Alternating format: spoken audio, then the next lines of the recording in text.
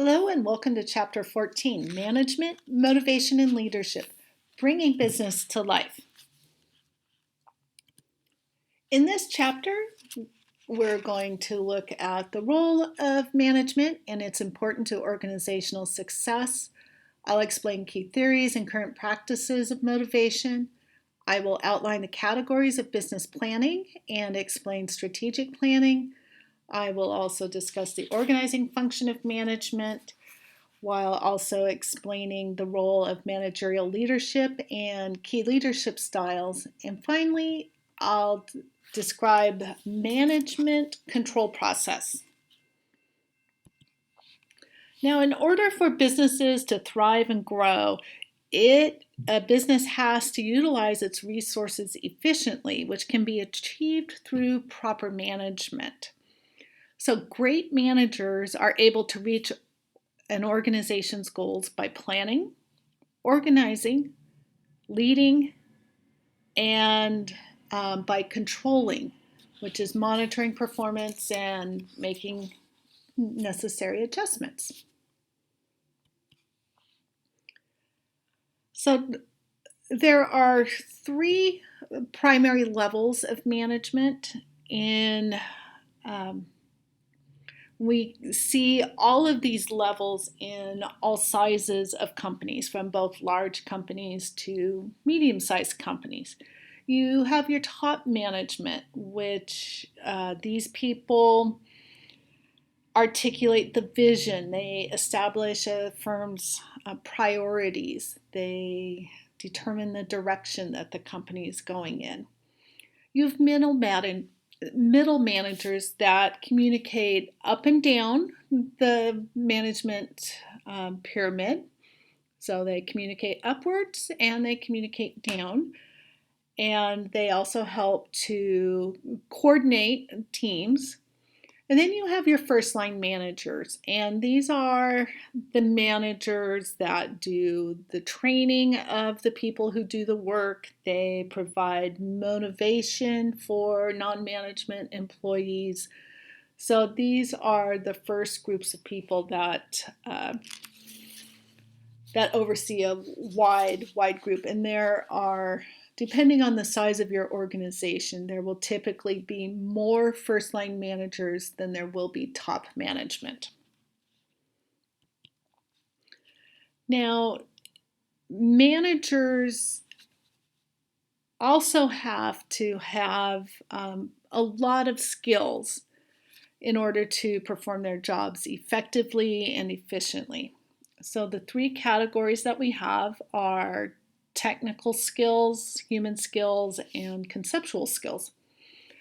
So under technical skills, we have the expertise in the specific functional area or department. So a marketing manager will be an expert in marketing. Someone in the IT department will have very strong technical skills. You have human skills, which is this ability to work with and through other people in using a wide range of relationships.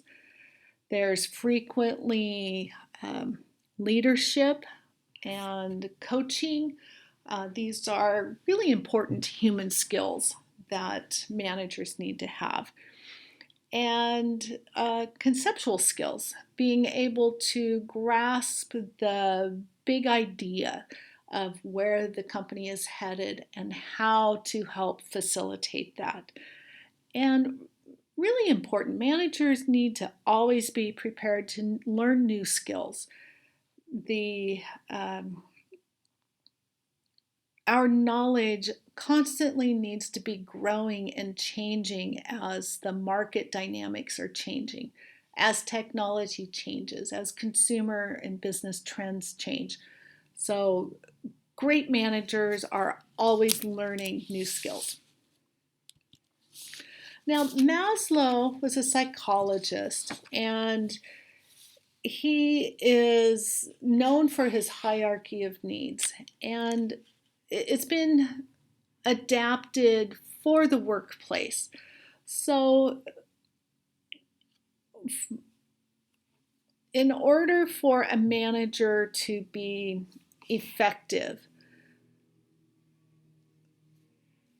employees need to be able to have a physiological need met, which is having a job that pays enough to buy the basics that they require. They have a need to be safe. Is their equipment running? Do they have, is their health care plans? Is there life insurance, retirement, pensions, job security, maybe even gym membership? So, is the workplace safe? They employees want to have a sense of belonging, and are they a part of a team? Are they working for a company that has a positive corporate culture versus a negative corporate culture? Is there the possibility for esteem building, which is acknowledgement, positive feedback? Is there promotional opportunities, perks, raises? And then self-actualization. So is this a workplace that is challenging, but the job is creative? Is the work meaningful and it ties to a greater good? Are there volunteer opportunities with the company? So these needs are all intrinsic to the worker that the manager is training, that the manager is trying to motivate. And understanding the needs of the employees really helps to make a stronger manager and can help them blend that world of between employees' needs and company needs. Now, another psychologist is named Douglas McGregor, and he did a study on motivation, which is referred to as Theory X and Theory Y. And it states that the management's attitude toward employees directly affects an employee's motivation. So, when if a manager is operating under Theory X, some of the theories that this manager brings to the table is that basically workers don't like to work and they'll do everything they can to avoid it. This manager believes that fear is motivating, and using threats and coercion is really the only way to get people to work towards meeting company goals, and that people really prefer to be directed versus being responsible. So people just want to do what they're told without thinking. Now, McGregor believes that managers should use Theory Y, and Theory Y is built on the premise of bringing out the very best in workers. So in Theory Y, the manager views work as a natural place to play and rest, and employees don't inherently dislike it. They enjoy coming to work. This manager recognizes that there are different rewards that are motivating people when they are able to self-direct their activities, and they will be able to self-control themselves in order to meet company goals. People enjoy and accept responsibility. They are able to be imaginative and creative, and this is used to better support the company's goals and move the company further along. And finally, Theory Y assumes that the average worker is very underutilized in the workplace, that there is much more that they can be bringing to the table. And we certainly see McGregor's theory being used in the workplace more and more, and it has made instead of having the vision that maybe my parents or my grandparents had of just the nasty boss, you see a lot more teamwork and collaboration, and people are encouraged to um, take more ownership um, in their work environment and in what they're contributing, and it can make for a much richer environment. So, how does motivation work? So, researchers have used quite a few studies to look at um, what types of jobs are there that will create, have employees that are coming to work every day that are happy to be there. So, job enrichment factors are skill variety, task identity, task significance, autonomy, and feedback. So workers want to use different skills, um, not always the same skill every day. Workers like to complete tasks that have clear beginnings and endings. So that's part of making expectations clear. They want to understand the importance of their task and how it relates outside of themselves. They also want to be given some freedom and authority regarding their jobs, to be able to do their jobs. And workers also do well when they receive clear and frequent information about their performance, both good and bad, so that if there's a behavior that needs correcting, timely feedback can help to correct that. And praise, everybody likes praise. So these are the 5 factors of motivation, and understanding these and understanding what drives your employees will help to make you a better manager. So, how does motivation work? And we're continuing this. So, we have expectancy theory. Now, in expectancy theory, workers will be motivated if they believe that it leads to good performance and a meaningful reward. So, this is very much based on individual effort, individual performance, and then you're compensated at the end of it. So, this is that when you outline for an employee what is expected of them, when it's clear, most employees will strive to meet and exceed that. Now, according to equity theory, people are not going to be motivated if they believe that the relationship between what they contribute and what they earn is different from the relationship between what others contribute and others earn.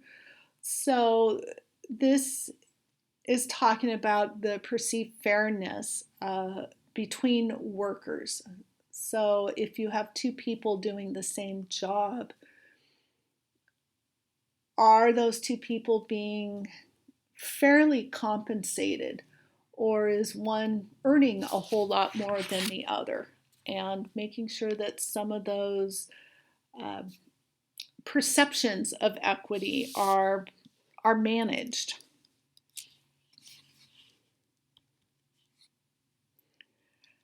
Now, effective management depends largely on how well things are planned out. So, a good plan will include one where the organization can keep track of its functions without curbing flexibility and responsiveness. This plan should be able to respond to changes made both inside and outside of the organization.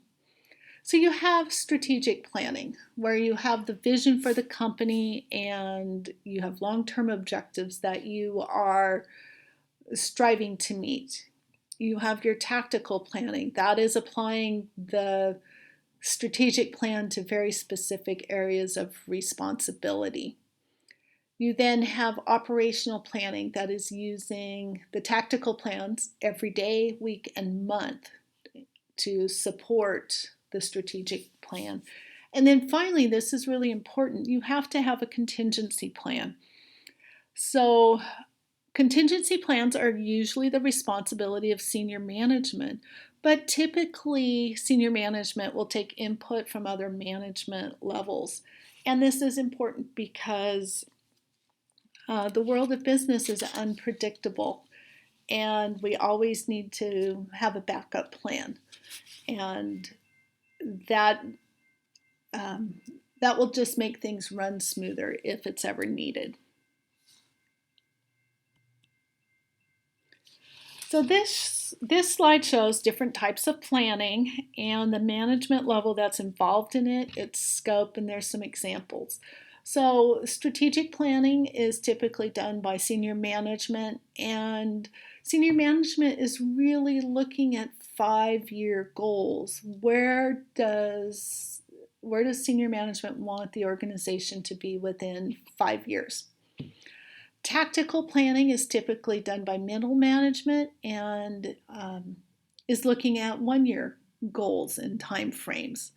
And finally, your operational planning. Your first line managers are involved here, and they're looking at your daily, weekly, and monthly time periods, scheduling employees, scheduling deliveries, customer service. So they're looking at much more day-to-day type of plans.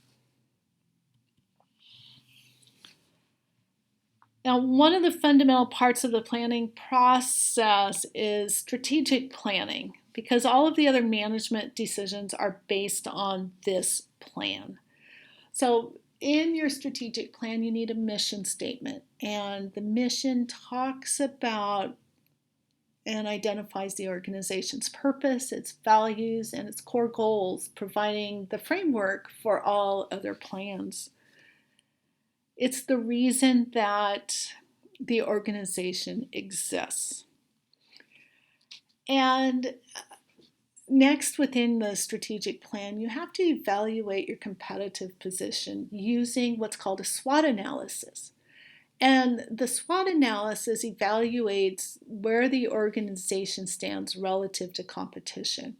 Where are its strengths, its weaknesses, where are there opportunities, and where are there threats? So every successful business has a mission statement. They've completed a SWOT analysis. After that's done, then goals are set. And strategic goals are concrete benchmarks that managers use to measure performance in key areas, and they need to be tied to the firm's mission as well as its competitive position. Goals are specific and measurable. They're tied to a time frame and are realistic but challenging. So these are SMART goals. And then we have creating strategies. So the primary objective of creating strategies is that they serve to create an advantage over competition. How is your business or your product better than the competitor down the street? And you want to be able to have strategies that help to differentiate your company. After the planning, then we need to begin implementing strategies, and this happens through tactical planning, and it's taking these big ideas and figuring out how you can turn those into daily activities throughout the organization. And then finally, you have the evaluation process. And this is looking at the results that the firm had over a specific time period, and what did you learn? What happened? And this is an ongoing process. It happens at all levels throughout management, and good companies, strong companies, are both looking forward and planning with an eye for what has happened that has helped to mold and shape the company and where it's at today. Now, how do you create a structure within a firm? So there's a couple of ways that you can do that. First way is usually an organization chart, and the organization chart is fantastic because it helps employees understand where they are within the organization, how their jobs fit into the broader organization. So this is one very good tool. You can use a decentralized structure that really is talking about letting the decision maker, when you have a lot of centralization, the power to make decisions really happens with just a few people at the top of the company. So there's very few people it's involved with this. It's upper management. And then you need to think about the span of control, which is the number of people that a manager supervises.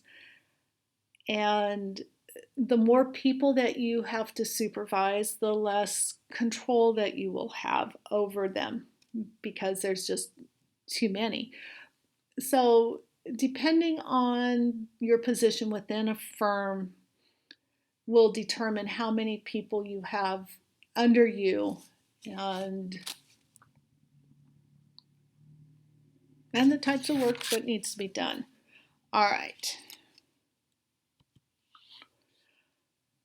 Now we also have to think about departmentalization. So this is breaking groups into logical groups. So you have your functional group, your product group, your customer service group, your geographical group, which might be, a warehouse in Los Angeles and then a warehouse in Atlanta, Georgia. And then your process. How are you moving your products around so that ultimately you've created your product and then you've sold it? What process are you going to use? These are all decisions that managers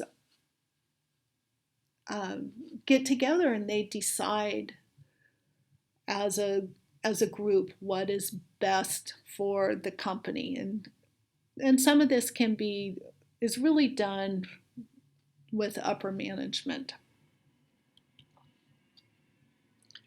So some organizational models that are quite effective. We have the line organization, and in line organization, there's usually a very clear, simple chain of command from the top of the company to the bottom of the company. So in an organization like this, each employee is accountable to the person that is above or below them. So kind of a traditional organizational chart idea. In a line and staff organization, you have line managers from the primary chain of authority and the staff departments working together with the line departments. So this can be very beneficial in terms of you've got input from people throughout the organization, and that can really help to streamline the company and make processes more efficient. And then you can have a matrix organization, which is it's usually build on the line and staff approach, and there's typically a lot more flexibility. You have specialists from various departments working on projects together, and usually these projects are short term. So you might have someone from production, someone from marketing, someone from accounting, someone from assembly lines working together to solve a problem. And then at the end of the project, they go back to their respective areas. This is a great model. We are seeing more and more of matrix organizations out there, especially in new firms. It encourages teamwork, and you have to be flexible, and it gives companies a chance to truly be innovative. So in leadership, there are ways in which leaders use their power, and the use of their power defines their leadership style. So you have some broad styles, which are autocratic and democratic and free rein leaders. Most leaders use a combination of all three of these styles, and they will use, depending on the situation, you may float between being an autocratic leader or a democratic leader. Autocratic leaders make most of the decision-making powers, and they issue orders without consulting their followers, and versus democratic leaders share the power with followers, but ultimately, after much discussion, they will be the ones that make the final decision.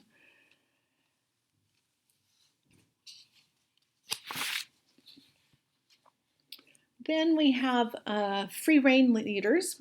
And with free rein leaders, when you've got to make a quick decision, but you need some creativity, free rein probably works best. This gives, with free rein leaders, you set your objective, and then you give the team permission to figure out how are you going to accomplish these goals. And this works really well in innovative industries.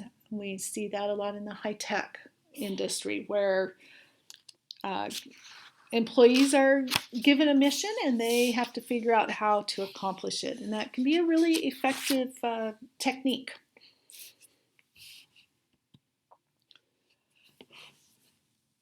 Now, regardless of which management style you have, there still needs to be control processes in place. And the purpose of this is to monitor performance of the firm and make improvements where it's needed and necessary. So as controls are being put in place, you need to make sure that you are establishing clear performance standards. They need to be specific and measurable, realistic but challenging, and tied to a time frame. And when the evaluation piece is happening, you need to be able to measure what actually happened versus a particular standard. So these standards need to be established before the performance has occurred. That might seem like a no-brainer, but oftentimes managers can get so caught up in day-to-day, and then they have to turn in a report, and you're finding out, oh, I didn't meet the objective because I never knew what it was. That's an example of very poor management, and it does happen. So ideally, you know what your standard is before you've started working towards it. And then as you're checking in to make sure that the company is moving in the right direction, if necessary, you take corrective action, whether that be from an employee standpoint, you have an employee that needs to make some changes, or maybe there's been some other market forces that you need to account for. So it's important to have regular communication with employees so that they are continuing to stay focused on the goals of the company and not being blindsided when it comes time for review. Alrighty, well, we have concluded Chapter 14. I've discussed the role of management and its importance to organizational success. I've looked at and reviewed key theories and current practices of motivation while also outlining the categories of business planning, and I've explained what strategic planning is. I've discussed the organizing function of management and explained the role of managerial leadership and key leadership styles. And finally, we closed with describing some management control processes that are used for reviews and used for corrective measurements, but also to ensure that the employees are supporting the organization and its goals. So this concludes Chapter 14. There is a quiz, and I would like you to reach out to me if you have any questions. Otherwise, check Buzz for assignments, and I look forward to hearing from you soon.